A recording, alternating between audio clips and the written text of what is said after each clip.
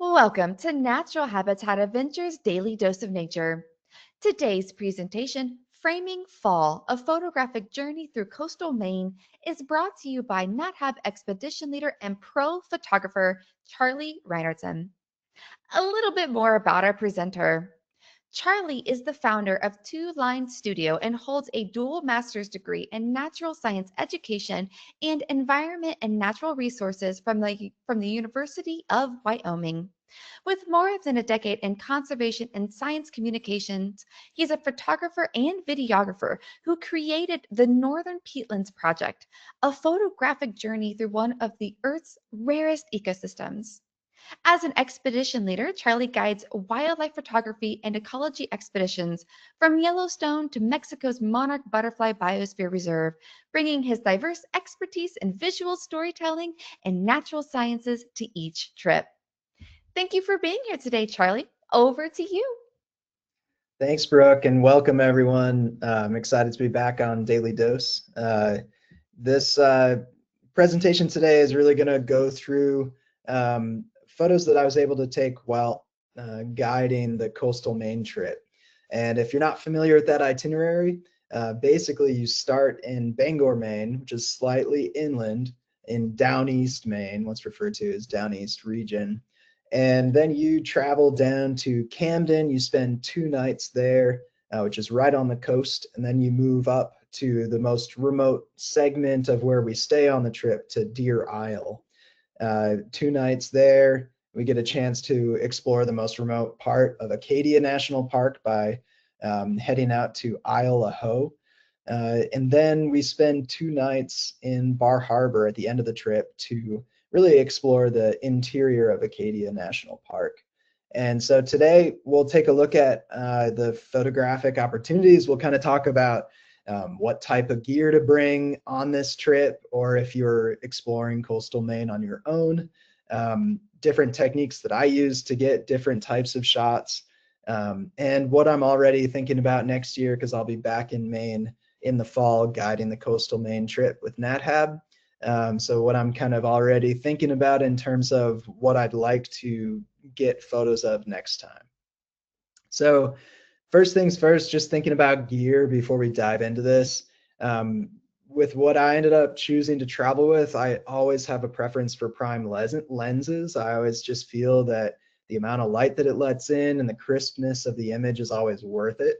And because you're in coastal Maine, the only thing to worry about with changing lenses is salt water, because we are on boats quite a bit. We are out on these privately chartered tours on the water. And so I was really intentional about choosing what lens I would want before we were in that environment, and then I just committed to it. So I brought a 20 millimeter lens. I'm all in a Nikon system. I use a Z8. And then for lenses, it was a 20 millimeter that has a really close focusing distance, so it almost acts like a macro lens. And then I also brought a 35 millimeter that's just basically what your eye sees. It doesn't have any kind of a fisheye feeling that of distortion on the edges. It's just very true to your perception. And then I brought a 70-200.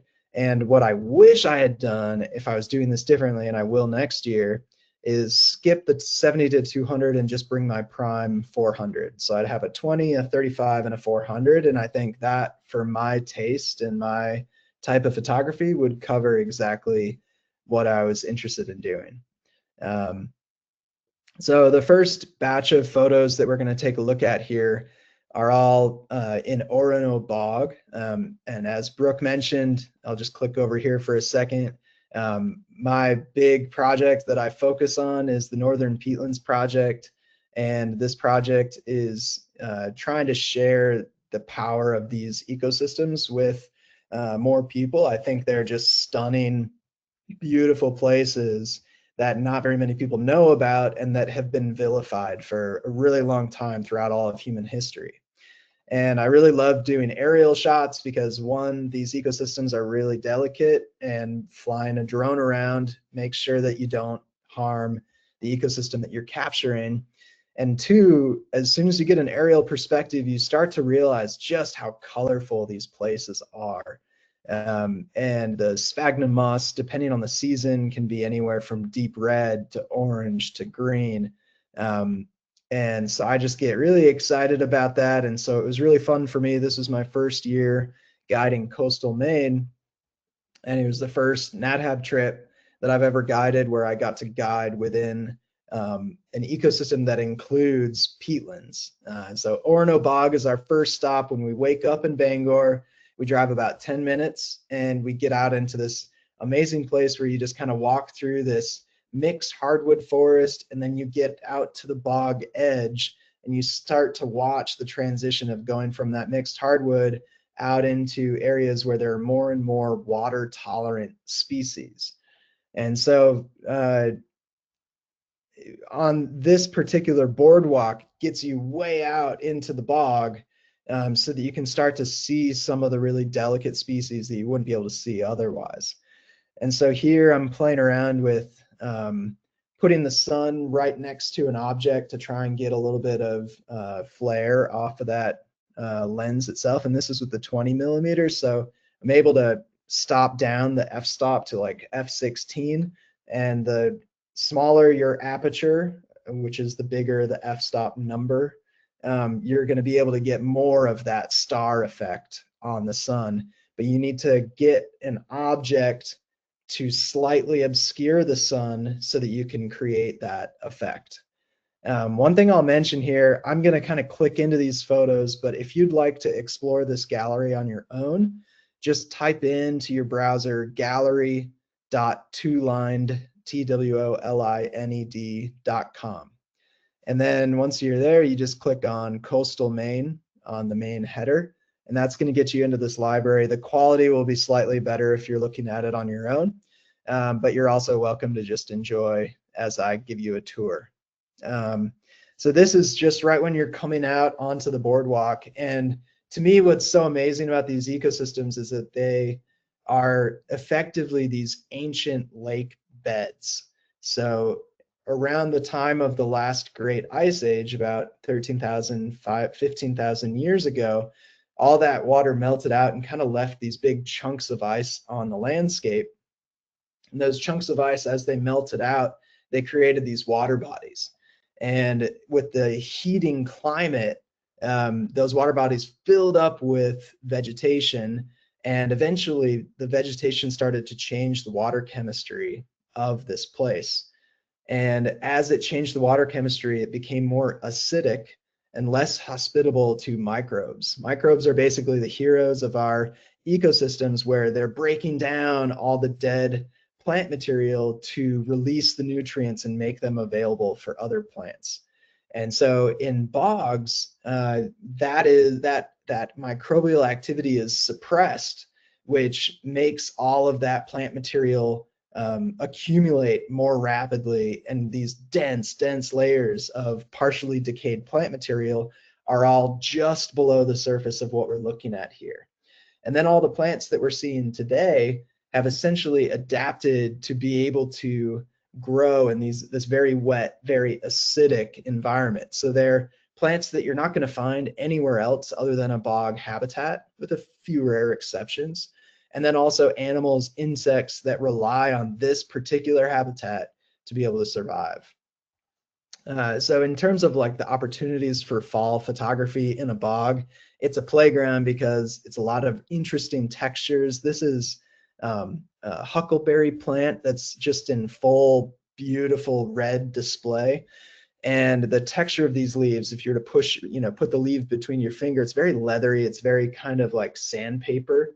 And when you backlight that red leaf, you get these amazing textures. And the thing that I was playing with the most with these images, I included a bunch of kind of the same image because I wanted to show you what my thought process was as I was trying to photograph this.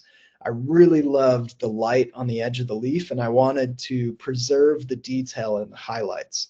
So this is what you would call a low-key image, where it's pretty low exposure. I've really, I'm an aperture priority, but I'm selecting to underexpose the image so that I preserve the detail in the highlights. And then the other big factor that I was playing with I have a really shallow depth of field, so the f-stop is wide open. It's probably at like 2.8 here.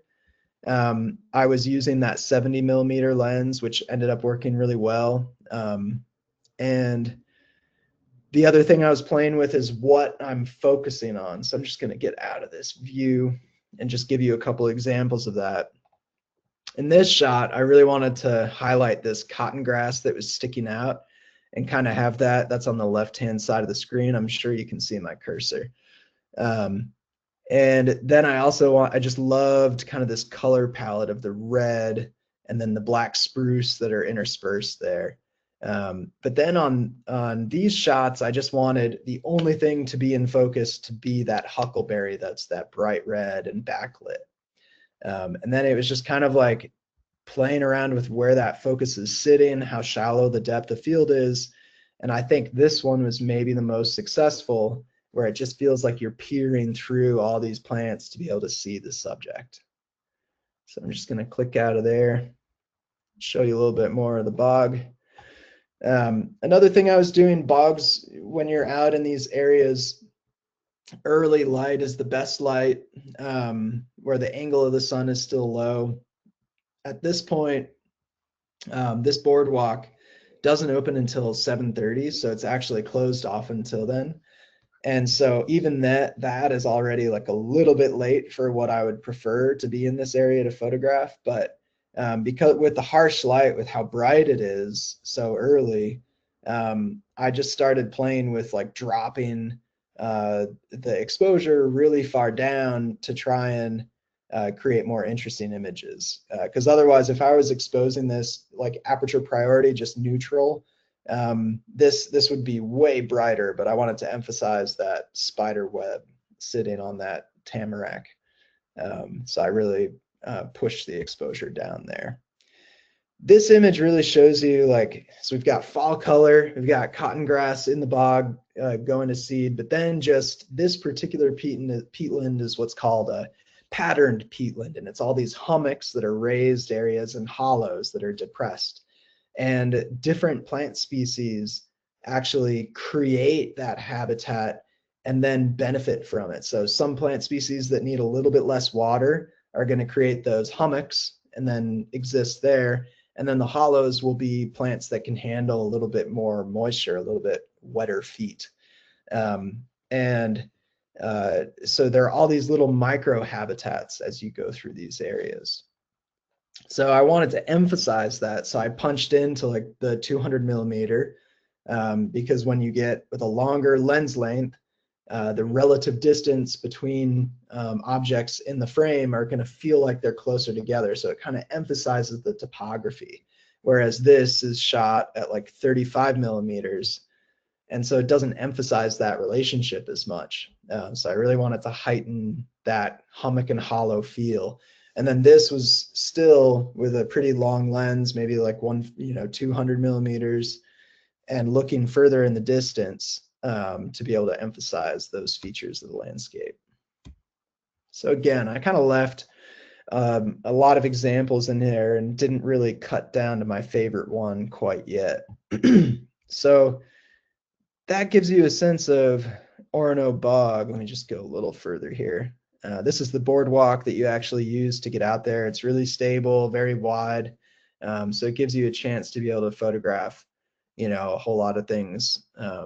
Everything that I showed you just now was from a pretty early morning session as soon as they opened the boardwalk. These maple leaves, swamp maple is a species that can handle being in the wetland there. And there was even just a ton of moisture on all the plants because in that early morning, because these areas, the water level is only 4 inches below the surface of this peatland at this time of year. So all the moisture from that gets into the plants, and so everything was just kind of covered in water when I got there in dew. But when we went out with the group, it was a little bit later in the day, but we got some really nice shots because we had some good cloud cover to try and make some more neutral lighting. But so our first day, we go to Orono Bog, And we just spent a lot of time on that just because I love bogs, and that was kind of the main bog that we went to. But now I'll give you a little bit more of a flavor of the coast. This is the forest before you get out into the bog, and one of the neat things that we like to point out are areas where we have some old growth remnants of our white pines. And with some of these old growth remnants, you can even see the at the time when England had colonized the United States, the crown had claimed all of the tall white pines for the British Navy. So there are these markings on the trees, these kind of triangle with a line down the center, and that means that those are reserved for the Royal Navy. And there's still a couple trees in the eastern seaboard that have those markings on it. So pretty interesting history there, as well as natural history. But after that visit to Orono Bog, we make our way down to Camden, and this is just a little view from up on Mount Batty, which is one of our hike/drives that we go on one of the first mornings, and this is overlooking the harbor there. And it's just this really beautiful opportunity to start to get some time with the ocean. And this is really the iconic view from Mount Batty. And what's neat about this image, this is a panorama that I stitched probably 6 photos together to be able to get. And within this photo are basically all of the places that we'll go during the coastal Maine trip. This harbor where my pointer is Camden, and then you work your way up the coast, and out there is Mount Desert Island. Bar Harbor is over there. Deer Isle is out here. So from this viewpoint, you can see it all. And on that first day in Camden, we do some lighthouse viewing. This is another shot of downtown Camden itself. Our hotel where we stay is right here with the blue arches, Lord Camden Inn. It's just a very peaceful, very idyllic trip. And one of the first things we do when we get to Camden is going out on the schooner Surprise. And you might not notice it yet, but in this image, there's a harbor porpoise right here. And then this is another schooner, much like the one that we go on through this trip. And we're actually on it in this photo. On the schooner Surprise is the name of the boat that we're on. So a lot of opportunities to photograph the ocean. One thing that I would say that I probably should have brought with me, typically I'm not photographing ocean and ecosystems, and so I always forget that it's really nice to have a polarized filter. A couple guests on the trip had polarized filters. I'm usually a believer in trying not to put anything in front of my camera that's going to get to change the image quality. But in this instance, you really can do some cool wide angle shots where you're seeing through the water if you have that polarized filter. So let's go back a little bit. This is another shot from on top of Mount Batty. And so down East Maine is, coast of Maine is known for just having thousands of islands. And so as you look out from Mount Batty, you're just seeing dotted islands all the way out across the ocean. So it's a pretty breathtaking trip. And there's a lot of kind of iconic scenes that you'll see throughout Maine. And lobster pots is one of them. This is the buoy. And beneath that, it's connected to a lobster trap. So every buoy has its own, color scheme, and it's registered so that you can know if a particular boat is pulling out a buoy, they'll have that buoy on the top of their boat. That's to be able to say, hey, this is legal for me to be able to pull my buoy out. I won't go into lobster ecology. We'll kind of focus on photography for this time, but that might be a topic for a future webinar. So on the coast of Maine, you also get these old growth spruce trees right on the edge. This one was just loaded with cones. A lot of opportunity to kind of play with isolating subjects against the ocean. And this is just kind of showing, a fairly wide angle, probably with the 70 millimeter, and then let me back out so I can get to the second shot. Punching in with a 200 millimeter to kind of show you that just the difference in the feel of that shot. I really encourage people to kind of take a couple different photos and change one variable. Maybe you change the distance of the lens, maybe you change the aperture, and just kind of play around and see what style you like more. So after we are in Camden, we make our way to Deer Isle, and we stay at this really idyllic place called Pilgrim's Inn. It's a historic inn, and it's been in operation for a couple centuries. And it's just this really neat place where it's very quiet, and we get to kind of have a more reflective portion of the trip. And so I just did a couple night sky shots while we were there because the stars were just phenomenal. As long as a hurricane isn't passing through, we had really spectacular weather this year. And so there were even reports of northern lights while we were there, but we did not see them.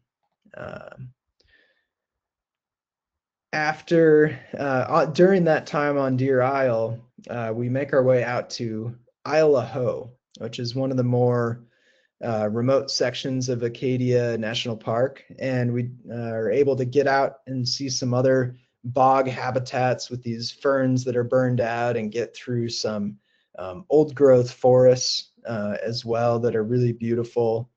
And while we're on Deer Isle, there's some neat opportunities for exploring wetlands, and I just love trying to play around with those sun stars and trying to play, like I was talking about earlier.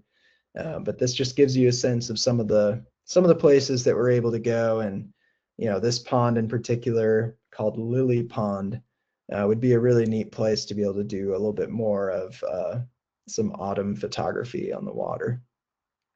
But then we make our way over to inland Acadia. This is on Eagle Lake. And just once again, just the colors start to come out. You have all the maples turning red and birches turning yellow. So it's a very iconic time to be there. I always try to remind myself I lean towards taking pictures with no people in them. And NatHab trips are a nice time to be able to start to add people in. And so this shot is just kind of getting oriented to Deer Isle. And these couple shots, this is out on Isle of Howe, and a lot of these pocket beaches have these really well-worn rocks that create a really beautiful texture. And these are looking out at eider ducks. It's not a great photo because I didn't have a good length lens to be able to get photos of them, but these eiders, same type of duck that we get our down from. The males are really beautiful. This looks like a raft of females. And this is back to Orono Bog. So just wanted to point out a couple more things here. Here's another look at Tall Ship, and behind that you've got Mount Batty. So that's what we were photographing from a little bit earlier. Or that's the mountain next to Mount Batty, but the Camden Hills. And let me just point out a couple more things here. This is from our lodging when we stay in Bar Harbor. We're at the Bar Harbor Inn. So this was on the farewell dinner overlooking the bay there, and you get all these schooners coming in and boats out there and lobster pots. So it's just a very, very scenic and idyllic place. One of the kind of iconic things that we do on this trip is Cadillac Sunrise. So we drive up Cadillac Mountain very early in the morning. It's a process that requires a reservation, but we take care of all that.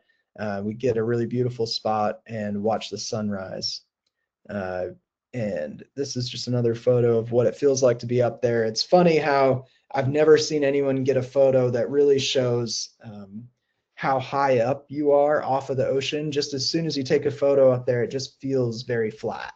And so that's a good challenge, that if you get to go on this trip, uh, get a photo that shows how much elevation you're at there. That really gives you a feeling that you're on top of the world. And that's the first place where the sun actually will uh, be visible from on the eastern seaboard. So those are the highlights that I wanted to share. And then while we're talking about Maine, I also wanted to kind of share a deeper library. A lot of these spots are inland, but they're also fall photography in Maine. Something that I'm always interested in is trying to play with exposure. Cameras are designed to play with time. And so thinking of ways, how can you blur an image through a longer exposure? What areas do you want to be blurred? What areas do you want to be crisp? Those are all things I'm thinking about. This particular photo shoot in Maine, I was working for a land trust at the time, and I was on assignment to try and capture this land that was going to come on the market, and that they were trying to fundraise for to purchase the land and put it into conservation. And this is in the Rangeley area of Maine. And uh, from this photo assignment, I used to use Canon, and then when I was editing these photos, it brought me over to Nikon. If you've had experience with both camera profiles, you'll know that Canon, uh, its natural color perception tends to skew towards peachy tones. And for me personally, just my taste and my style, I prefer to shoot really flat and then bring the color in post exactly how much I remember in person. And I just fought these images. I was put in a high wing plane and needed to get some photos of the broader landscape. So these are some aerials. And once you get into a high wing plane, and then you're dealing with a long distance between you and your subject, and the atmosphere starts to play with color as well, it makes for an editing nightmare. And it became really challenging to bring out natural color. So these shots, I'm really proud of them, but they're kind of this interesting moment in time. This is Saddleback Mountain, where it really pushed me from a Canon system into a Nikon system. And I think, so this would have been roughly 2011 when I was taking these photos. And I share that experience not to bash anyone. A lot of people bash Nikon because they feel like it doesn't shoot as true to color or as vibrant as it could. And so just for me personally, when I'm in post-production, I prefer to bring in the color I remember rather than have kind of this pre-made filter that's affecting how I perceive the photos. And obviously with all of these, I'm shooting raw, but even in raw file settings, Canon's color perception is fundamentally different than Nikon's. These couple pictures here are actually pictures of my first ever aerial picture of a bog. This was before I even was thinking about the Northern Peatlands project. I just remember very distinctly seeing this place and being like, wow, I would love to get out there someday.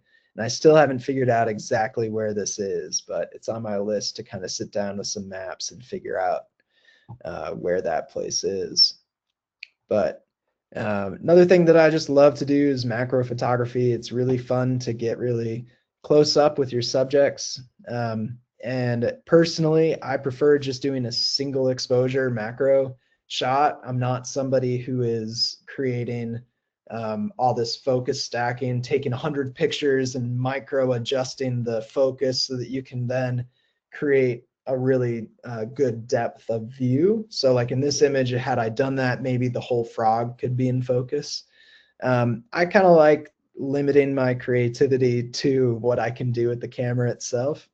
But there are some incredible photographers out there kind of pushing the limits of our perception of tiny things, and that's really neat too. Um, nice shot of a garter snake here. So all these, and then another one just to show you some color variation of these snakes. Same species, but they can be widely different in the colors that they present. Here's a nice little chipmunk shot. Um, it's fun for me to kind of go back through this library because this was kind of the beginning of my time as a professional photographer. And one of the big differences that I see in my work now compared to what it was then I very much operated like a documentary photographer in terms of I would go out and see what was interesting, and then I would adjust on the spot to what I was interested in. And I would say like the biggest thing that I've shifted in time since then and just experience of being on assignments is that I'll do a lot more pre-planning to think about what are the compositions that I want to nail. What's my subject? Like some research ahead of time using Google Earth to be able to actually get on the ground and see what the sun would be like at a certain time, and planning out like I want to get to this spot with that view and get this shot. And obviously, when you're on the ground, you're going to be adapting and changing a lot and getting these off the cuff photos. But there are a lot of kind of jokey videos now where people are making fun of photographers that are constantly switching lenses. That's another exercise I'll do now that I never would have done. Before I'd be like, ooh, I need a wide angle, switch it out. Ooh, I need a telephoto, switch it out. And now I'll kind of force myself. It's like, all right, for the next 2 hours, no matter what I see, I'm using my 20 millimeter. Or for the next 2 hours, no matter what I see, I'll use my 400 millimeter. And it kind of forces a little bit of creativity. And it's definitely like one of my bigger tips that I've gotten from other photographers in terms of like how to push yourself into doing images that maybe you wouldn't have thought of before. Mostly because you're kind of tightening down your constraints, and then you start to do some unexpected things. But I still will go out and change my lenses all the time too. It's just kind of picking when and where you do that. So I would love to open up the room for some questions, and then based on those questions, I'll dive back into some different things here based on what you're interested in learning more about.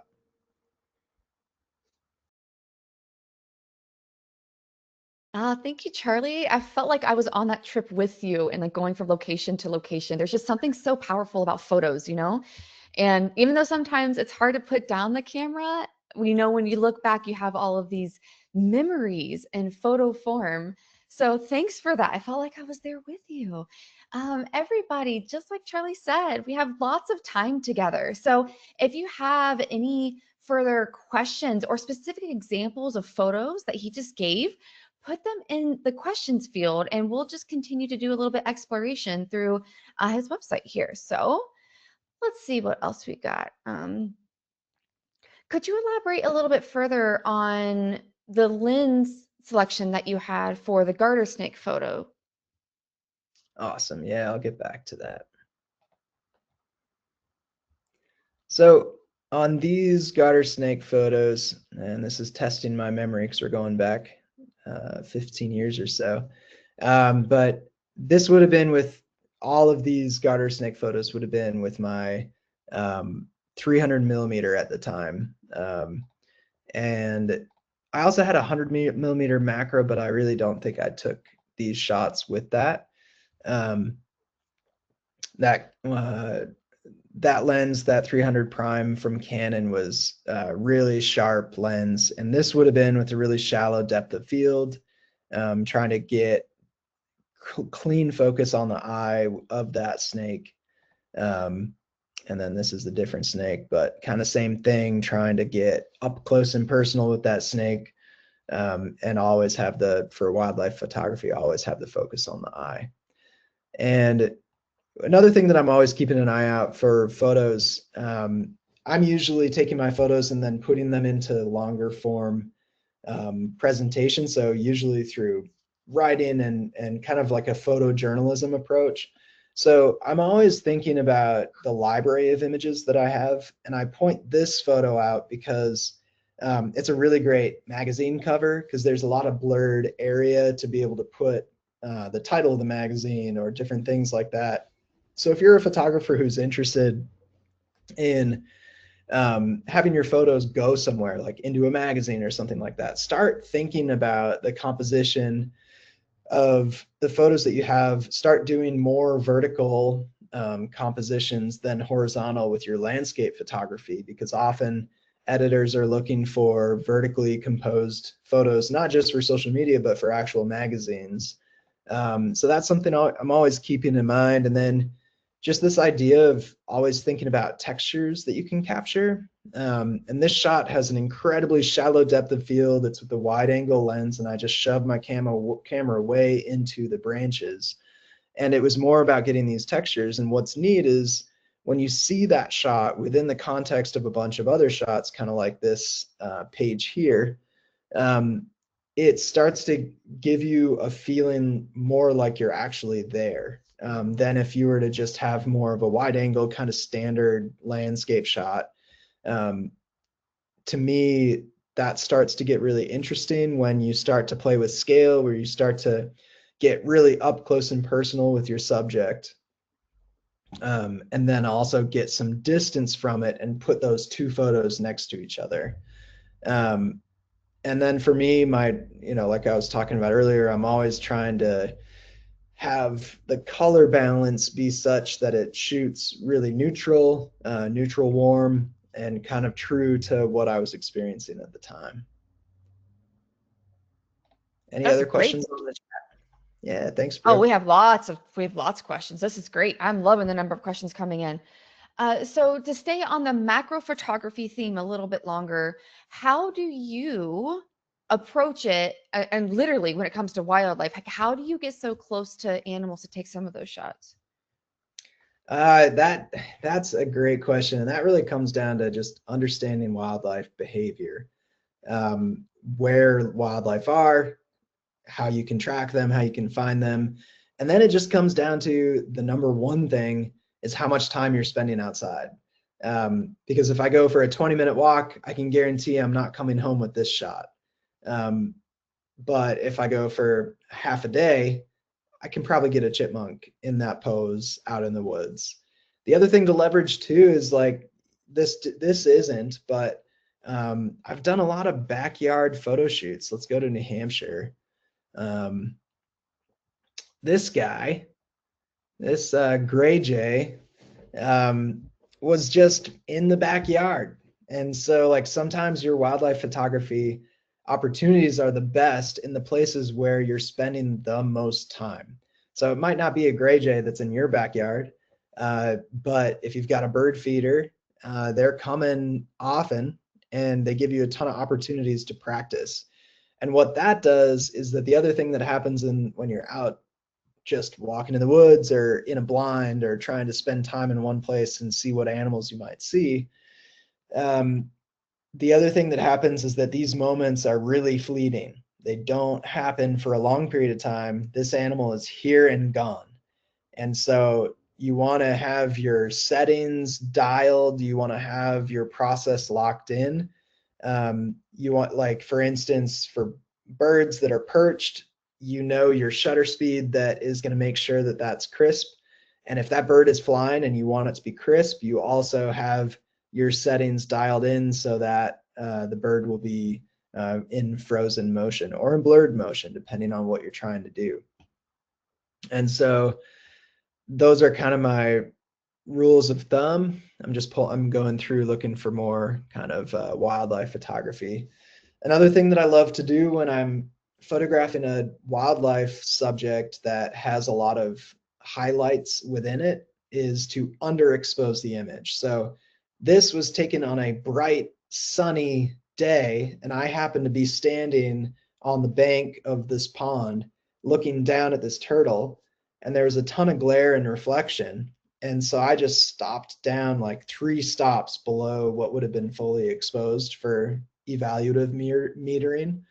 And then it created this beautiful scene where it feels like this turtle is just floating on the water. Um, And let me show you another example. I think it's in mass. Here we go. So this snake, another thing that you're kind of thinking about, like this is a 100mm lens, is safety. Like for me, I wanted a really great photo, and I know this snake is not going to hurt me. Maybe it'll leave a little mark, but it's not venomous. And so I got really close, and I just kind of read the behavior of the snake and tried to make sure that it wasn't going to bite me. But I also was like, I don't really care if it does, as long as I'm not disturbing the animal too much. Like it's not going to hurt the animal to bite me. So it's kind of always evaluating that against like getting a really cool shot that hopefully could help promote the conservation of this species. This was the shot that I was most excited about. The red eyes just were super crisp. The pose of the snake is really cool. And this is kind of a mix of different types of shots here in Massachusetts. But yeah, I just wanted to point out a couple more examples of macro. You know, anything you've got, if you've got a housefly, try and stalk that fly, and you'll learn a whole lot about how to change your settings really quickly, how to program settings so that you can just hop into a really fast shutter speed for what you want. You know, a lot of different things, exercises that you can do so that when you're out photographing something that you don't miss the shot. Yeah. Fantastic. Yeah, I love that snake shot. I mean, that crisp red eye is so interesting. Your attention goes right to it. It's very Yeah. cool. Now, this is Thanks. going to be a 2-for-1 question. Okay. So, on a typical shoot, what are your go-to lenses that you always take? And then, bonus question, if you are very limited on the number of lenses that you take, what are your absolute essentials? Yeah, it's a good question. It's one that I get a lot. I really think that people spend a lot more time thinking about this, and it kind of comes back to what I was talking about earlier. Some of my favorite shots are ones that are kind of unexpected, like this one. All I had with me was a 300mm, and that's not a great shot for like trying to capture a herd of elk. But here, I just loved how this elk was doing the same pose as the elk that it's framing with its antlers. If I'm hired by someone, I'm bringing my whole kit. But even within that, say they hire me for 2 days, I will schedule myself and say, okay, morning session, the light is going to be really good for trying to get bird photography. I'm going with my 400mm prime, and I'm going to try and just focus for an hour to get as many bird photographs as I can. The light's going to get a little bit harsher after that. I'm going to switch to my macro lens for the middle of the day and focus on areas where it's shaded, where I can get some really nice uh, photos of kind of details and smaller things. And then as the light gets better in the afternoon, I'm going to start switching over to a landscape lens. So then I'm going to go to a 20mm, 35mm. Those are kind of my go-to landscape lenses. And then at other times when the lighting's not good, I'm going to switch over to the 70-200, and that's kind of the butter lens for people in landscapes where you're trying to compress the landscape and kind of make it interesting compositions. So like, for instance, an example of that would be here, where if I had shot this with a 35mm lens, it wouldn't be nearly as interesting. But I shot it with a 200mm lens from further away, so that this is Hetch Hetchy in Yosemite. It would feel like your subject, the person, is a lot closer to the background, and it would feel like the background is gigantic. But conversely, another example kind of like that. I thought it was in here. Let me just look one more second. Here we go. This is actually, that's actually me in the photo. This is a wide angle lens because the subject itself, I'm trying to show that the redwoods are absolutely gigantic by putting a size reference in there using myself as the measure of unit. And so here it's really important to get as wide as you can so that the human looks really tiny. Um, I think I covered those questions okay. But Yeah, let no, me those know were if I need great. to, yeah, hit on anything Yeah. else. Great. Going back to the main trip here, how would you have used the 400 millimeter on it? Yeah, so for me, I really like to punch into little areas. So, like for instance, the boardwalk. This is using a 200 millimeter lens because I can't physically walk over to get that shot. I really like the way that the 400 compresses space. So I could have done more things like this where I'm reaching pretty far out into the peatland to kind of focus and isolate one thing. I really like photos that are um, kind of simple in composition, and bogs are kind of a hard place to do that. But if I go over to wildlife, I should be able to show this pretty well. Like I really enjoy a photo like this that obviously it's black and white, so that simplifies things already, but your eye just knows exactly where to go. And so it's looking at the bison. And then once you're there, the bison has a little bit of movement. So your eye starts to move around the photo itself and you start to take in the texture. You start to look deeper into the photo. And because it's snowing and because there's a shallow depth of field, it's just kind of a wash and a texture. Um, so those are kind of the things that I'm thinking about. And you can only do a photo like this if you have a long lens. This was shot with a 300 millimeter. You can't create that same scene if you have a 50 millimeter. So the 200 just isn't quite enough to do something like this. And for me personally, my kit is a 20 millimeter, 35 millimeter, 105 macro, a 70 to 200 zoom, and then a 400.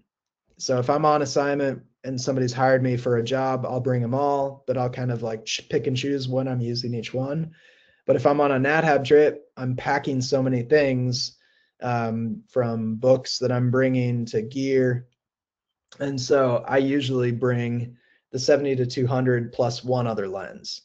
And per trip, I'm usually like, okay, I don't have too many macro shots. I better bring the macro lens. Or I'm excited. So next time, because I already brought the wide angle this last time, next time I'll bring the 400. So that's a long, drawn out answer to your question. No, that was good. That's why we have these open sections like this. Oh, that is stunning. What bird is that? That's a Bohemian waxwing. So Oh these my little gosh, guys, that's not the coolest name.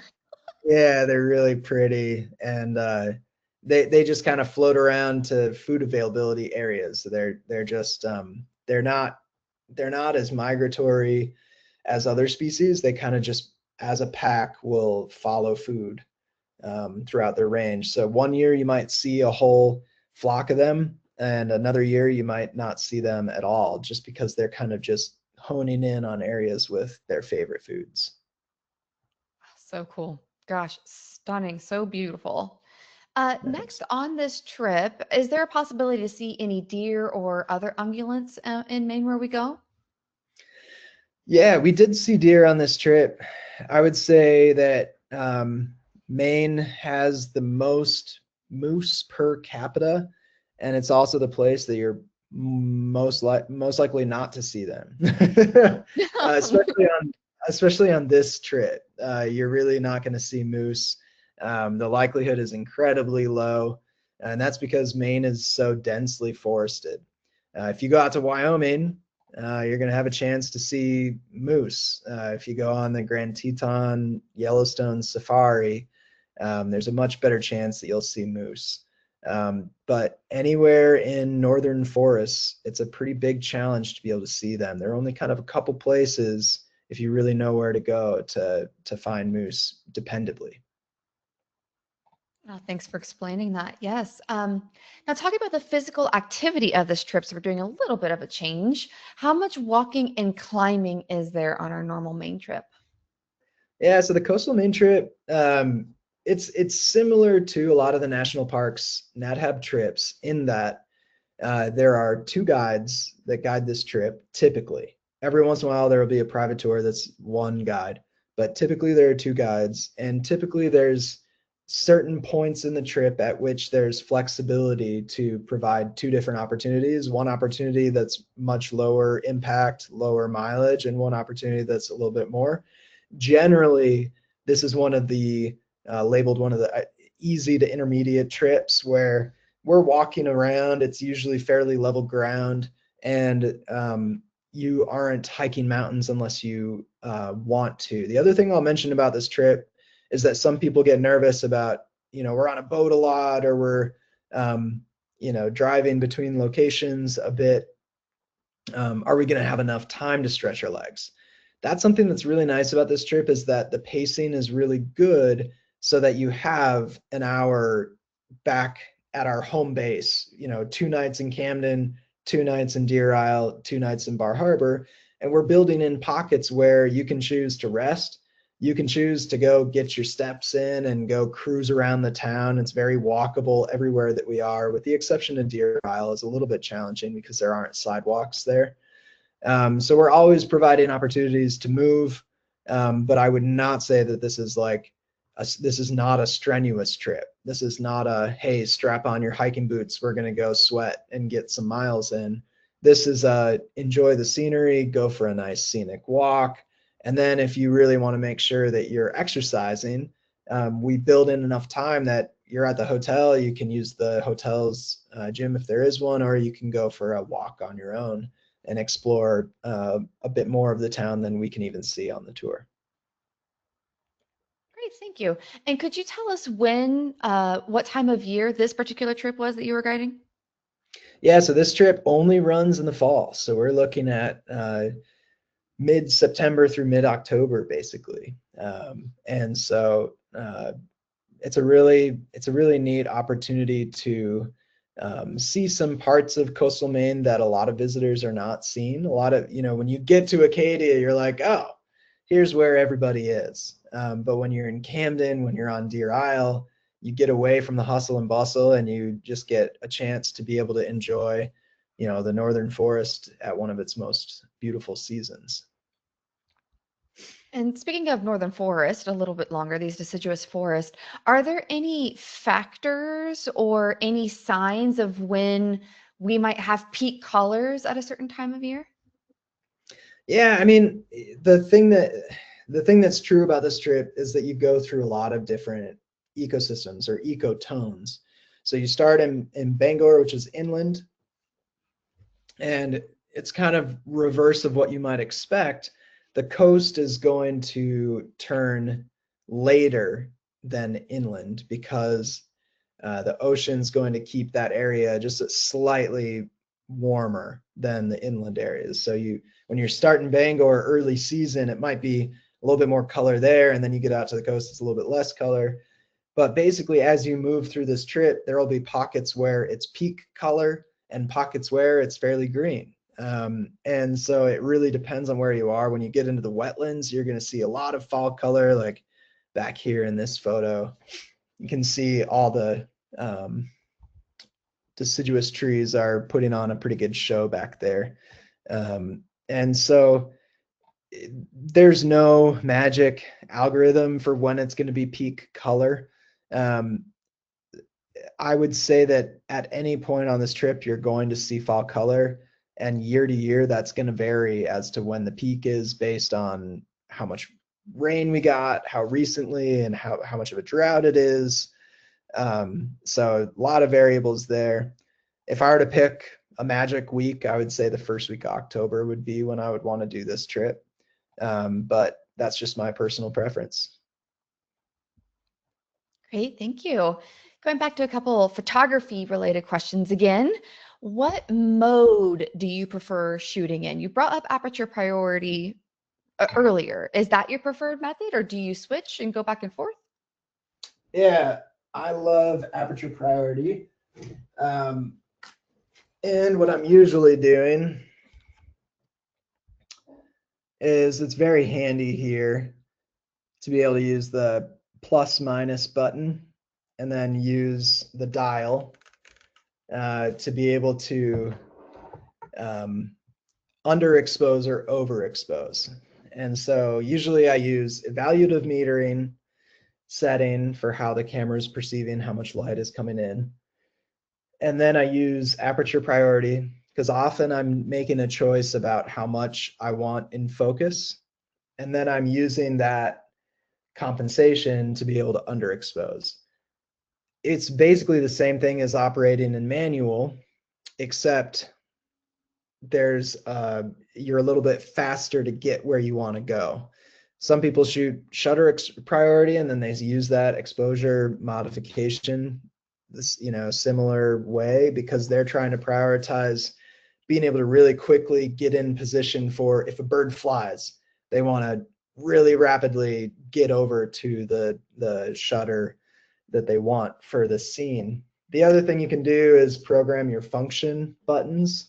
So here and here, um, those function buttons, when you press them, they're going to jump you into different settings. So if you're shooting a manual, you could have a function button set for underexposing. You could have a function button set for a really high shutter speed. If you know to freeze motion for the flight of a monarch butterfly is 1/2500, and you want to make sure you can get into that really quickly after you're doing other types of shots, you would program your function button to set the shutter speed there and then do automatic for all the other settings. You can get really custom in it. You can set your ISO, you can do all the things that you would normally do, but that would take some time. So the function buttons are kind of the next level, and sometimes it's intimidating because you don't want to take the time to do it, but you'll never regret it. Once you set those, it's really, really helpful. Saves a lot of time. Great. Those are all fantastic tips. And somehow we are almost to the top of the hour, Charlie. We didn't even get through all of our questions and the comment I asked. We didn't even get through all of them. So many great ones came in. Awesome. Well, I will turn it to you then for any last closing comments. Cool. Well, thank you all so much for tuning in. Feel free to explore this gallery on your own by going to gallery.toonline.com. And I hope to see you on a future NatHab trip. If you have any other questions, feel free to send me a message. My email is charlie@twolined.com. And you can follow me on Instagram at twoline.com as well and just send me a message there. So thanks very much and look forward to seeing you on a future Daily Dose. Absolutely. So glad that you're back and back on. Love hosting Absolutely. you, Charlie. It's so much fun. Yes, and I would like to thank everybody who tuned in. If you're interested in information on how you can travel with NatHab, give us a call at 800-543-8917 or send us an email at info@nathab.com. Our adventure specialists are more than happy to help you. If you're part of a photo club and would like NatHab to speak to your members about nature and travel photography, email us at webinars@nathab.com. Join us tomorrow for our next daily dose of nature. You can check out this week's lineup, including registration links on our website at nathab.com/webinars. We did record today's presentation and the replay will be available on our website soon. With that, I will conclude the webinar. Goodbye, everybody.